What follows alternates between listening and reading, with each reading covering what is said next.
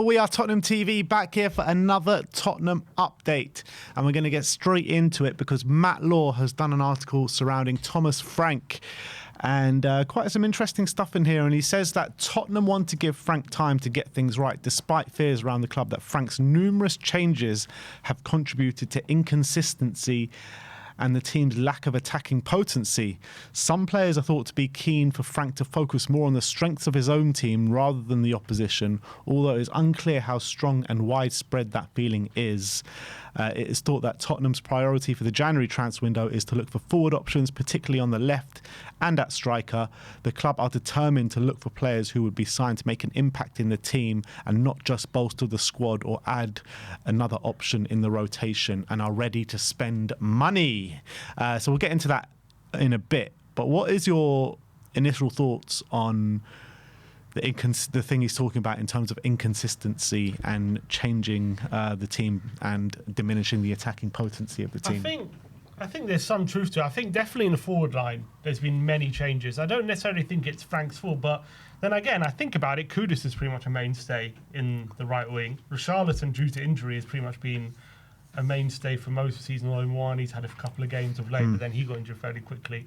So it's mainly on the left-hand side. We can't really decide.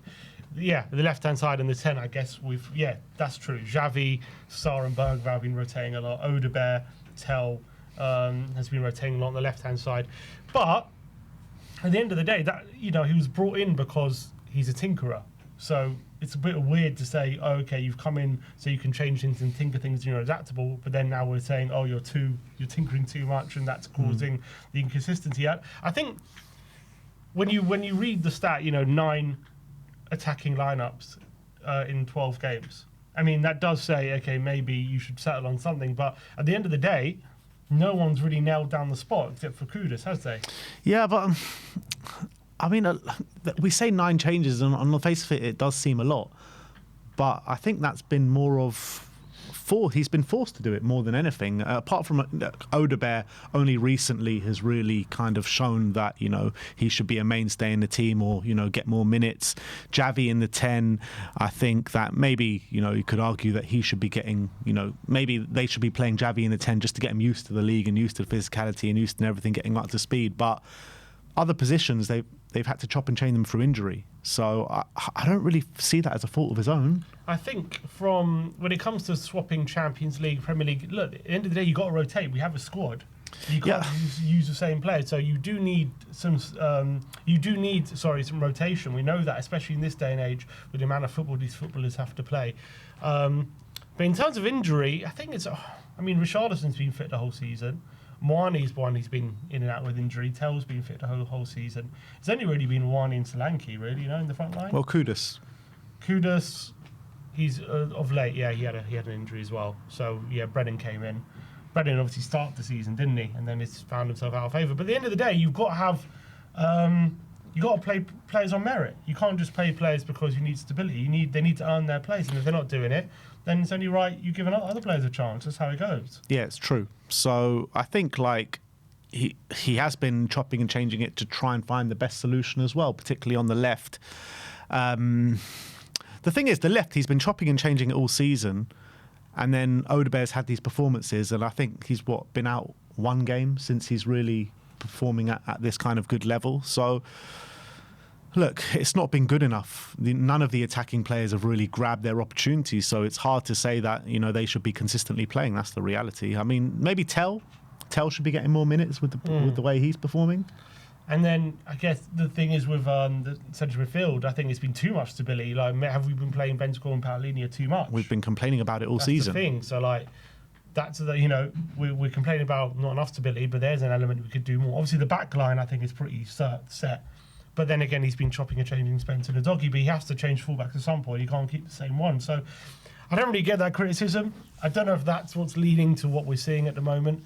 I don't think it's a lack of stability. I think it's a lack of players knowing their roles and their jobs. Either that or what they've been told to do is wrong. I don't think it's a case of, because he's changing it so much, that's leading to confusion in the team. I don't know if I buy that. Me neither, to be honest. That worries me if that's a criticism.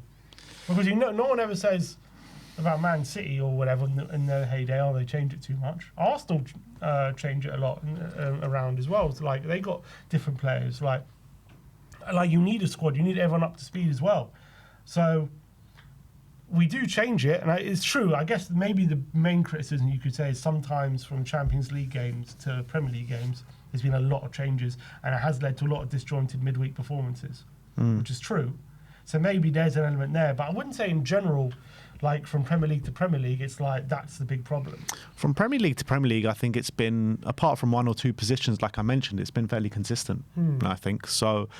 I think this. I think they're just trying to find an issue, to be honest, just to put out there. I mean, he's saying their understanding of club. Football, if that's what they're saying. Club sort of people around, fears around the club. Like, who are these people? Like, maybe it's the guy with the white speaker talking about Jesus. Around the club. No, who is it? Who are these people around the club like that have got these fears? Fears remains a few stewards. You know what I mean? Like, I don't understand it. Yeah, I don't know. I'm assuming it. I don't know if it's I guess they're saying around the club. That's very specific language. So if it's not inside the club, who is it around? It's around the club. Maybe voices on social media. Levy. Levy's coming back with his old sources. No, what's interesting is then he says some players. So that's quite specific. That's someone, one or two players in the dressing room. Yeah, so that he's saying that some players think Frank should focus more on the strength of his own team rather than the opposition. See, I have a little bit of problem with that. I feel like he should be focusing on the opposition, but it shouldn't be his sole focus. It needs to be a bit of both. And I feel like, some managers, like Pochettino, for example, he never, from what I'm led to believe, he didn't really devise plans to stop the opposition. He just focused on our own strengths. We went out there and did the business, but we had a high quality team then, and we could do that. That's what top clubs do. I think Man City do that a lot. Anyway, Mourinho was like the opposite. He was only focused. Yeah, so I think it needs to be a bit of give and take from that situation. It shouldn't be solely focused on us or solely focused on the opposition. It should be a bit of both. Okay, but what's he saying? He's saying that some players are keen to Frank to focus more on the strength of his own team. What would you disagree with that? You're just saying more. We don't do it enough. Yeah, maybe I didn't read it right. I was saying he puts too much focus on the strengths of opposition, maybe. But maybe he does. But I definitely think when I look at how we play, there doesn't seem to be any focus on our game and our strengths, and it seems to be only about stopping the opposition at the moment.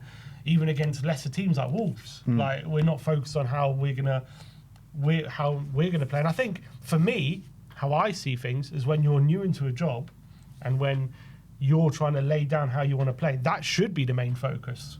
When you're trying to build something and build a project, you focus on how you're going to implement your game, and then once that is like perfected, okay, this is how we're going to play. Then you start tweaking it for the opposition. Once once it becomes second nature, this is how we're going to play, and that's the strengths of our team and how we're going to attack teams. Once that's like second nature, once everyone's like knows their roles, then all of a sudden it's easier to chop and change it, or it's easier to focus on the opposition and tweak things tactically for the opposition because people already know what they're doing.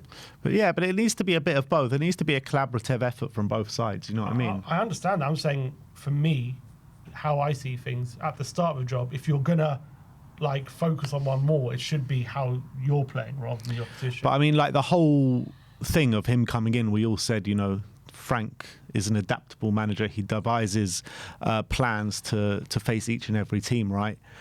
But that still doesn't mean that you take away full focus of the strengths of your side. And you're supposed to use the strength of your side to devise the plans, and it doesn't seem to be happening. But that's always what I had a bit of an issue with, which is why I prefer a manager, for me anyway, who has like a set way of playing. Obviously, you want tinkering, but you really develop an identity first with the team. You get your way of playing, and then once that is sorted, you can start tinkering for the opposition and start really working that out. That's kind of what I've seen, but that's the problem when you've got a manager known just as a tinkerer who's adaptable. Sometimes they can lack an identity, and at the moment we definitely are doing that. I'm not saying long term, if we do stick with Frank, that's definitely going to stay the case. I'm just saying at the moment we are definitely lacking an identity in the team. You don't really know what What is our identity? What is a Frank ball? What does Frank want on the ball? Like, how are we going to try and win games? How are we going to attack teams? What is his way of playing? So at the moment, is it just set pieces and kudos? Because that's what it looks like. I'm sure that isn't what he wants. But what is his identity? At the moment, we just look like we lack one. Yeah, it's true. And right now, he does need to focus a lot on the strengths of the team, because we've got some good players there. As much as, maybe some of them are not the top level caliber of player and we need to upgrade them at some point down the line, the players are a lot better than what we're seeing on the football pitch week in, week out at this moment in time. So maybe he does need to rethink things, start focusing on the talents that we do have in the squad, whilst, still keeping an eye on devising a good game plan to play against the opposition. But you need to look at the squad and see what strengths we have to attack the opposition more than, just be scared of what the others are going to bring to us. For me, he just has to develop a way of playing. Yeah. At the moment, there doesn't seem to be a plan on the ball. There Yeah. doesn't seem to be any sort of development in our in-possession game, and that needs to be heavily worked on. He's talking about the transfer window, that the club are determined to look at players who can make an impact in the first team rather than just bolster rotation. They're saying maybe a left winger and a striker is what Spurs are going to be focusing on. That's what a lot of people have said. I think also I would like to say a left back, and maybe, I know Spencer didn't have a great game at right back, but I think we need to, if Frank is going to keep playing the way he's going to play, I think I'd rather just see Spencer more right back and try and develop him in that position to get width. So I think a left back I would like. If Frank is going to keep playing the way he's going to play, he ain't going to be in a job for much longer. That's absolutely right. But yeah, I think everyone knows left winger is a big hole in the team. Right now, striker as well, obviously Solanke and Moani. Moani's been in and out of fitness. Solanke's injured. Richarlison not been good enough. So I wouldn't be surprised if we're looking at a striker. But again, I don't know if we're going to have full strikers on the books. Obviously, we have Tell there as well. But we have to. I wouldn't be against at the moment getting in a striker if it's going to upgrade. To whether we'll do one. I think if I read the article, it did say something about more. We're going to look like opportunities more than any. I don't know. That a classic January word once again. Opportunities in the market. In terms of what the point we're making forward, just to quickly go back to it, the fact that players are thinking that, is that a concern? Do you believe there's a feeling in the dressing room like, because last season, under Ange, obviously that was the only focus you could say was on the ball, right? And we were being brave, whatever, and some players were buying into it and whatnot. So if that's changed and we're only focusing on the opposition at the moment, like, do you understand if that could lead to players being disgruntled if that is the case?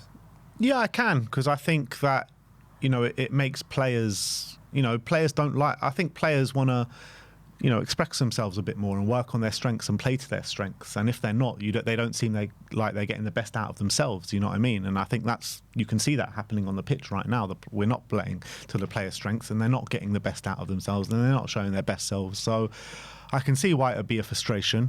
Obviously, if Frank was devising these game plans and we were winning consistently and it was more easier to watch on the eye, I think the players would have less of a problem with it. But when we're putting in such insipid displays and not even getting a shot on target and creating the amount of XG that we're getting, there's no kind of excuse for it right now. So, I can definitely see why certain players or some players would get disgruntled with it.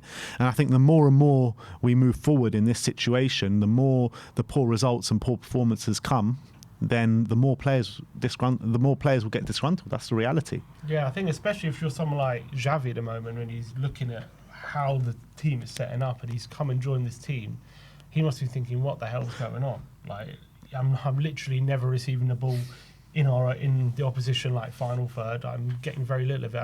I've moved to this club because I want to start this new project, and like, I can understand maybe he's probably having second thoughts at the moment, like what decision I made.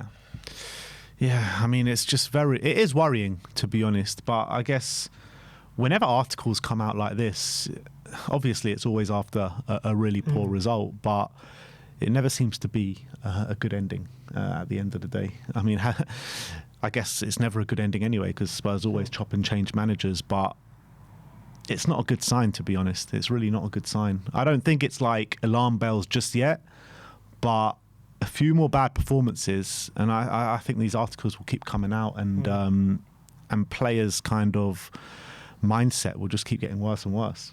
Yeah, when you get little murmurings from players, that's always a red flag. Yeah, Exactly. I guess like the positive thing saying it's not sure how widespread the feeling is. Usually when we get these articles, it's like kind of like definitive, a lot of the squad and all that kind of stuff. But look, the article saying Tottenham want to give Thomas Frank time to get it right, and I think that's the right way to go with it. Yeah, I think so. Look, at the end of the day, they've made their bed, and if you're going to make it work, you're going to have to lie in it for a bit. Yeah. But in terms of the transfer window and Spurs saying that they want to sign players to make an impact in the team, Sasha Tavaleri says that Tottenham are now focused on Porto's Samu Aghehowa. Spurs consider Aghehowa the ideal profile to integrate into the renewed system of Thomas Frank. Obviously, we've spoken about him a bit over the last couple of weeks. We've been linked with him from like kind of poor sources before, but Sasha Tavaleri is considered a tier 1 source, albeit I think he has got quite a bit wrong recently in the last year or so. But yeah, I think he's a very good striker, 21 years of age, and I think that he's got a very high ceiling. Yeah, I think definitely he's going to be one much sought after. A lot of teams are going to be looking at him. He's an absolute beast. I think he's built for the Premier League. We've seen when he's played in Europe against good teams as well, he performs quite regularly. He's now regular, I think, in the national squads as well for Spain. So I would love it. I think he'd be a good signing. I think he'd be like the next generation striker for us, or like a potential upgrade on a lot of what we have. Whether it happens in something that happens in January or not, don't know. The thing is with players from Portugal, you know, these Portuguese clubs, they're all selling clubs. And if you pay enough, you get them. Unless there's other teams in there for him. But, you know, I'm saying you can get them out of Portugal in a January transfer window. Like we did with Pedro Porro. Yeah, depends how much we're willing to spend. Yeah, that's what it all comes down to. I wonder how much he'll actually go for, because I think they signed him for like 40 million, 35 million. You're probably looking at least 60, 70 million, something like that. Is he worth that? I think potentially, yeah. If you need a striker, he is, yeah. I mean, the fact that we have 3, though, I guess it depends what's the state of Solanke or what's the state of Mwani come January. If there's, if Solanke's still not fit and Mwani's still not got a goal yet or misfiring, might be worth just stumping the money up and biting the bullet. But if you think you could last a season with the 3, I think when they're all fully fit, those 3 could be good. But at the moment, we just haven't had that. All right, well, let us know. Would you want to see Samu Aghehowa join the club in January? And let us know your thoughts on everything regarding Thomas Frank in the comments section below. Are these worrying signs, or is there nothing to see here? Like, subscribe and comment. And as always, come on you Spurs.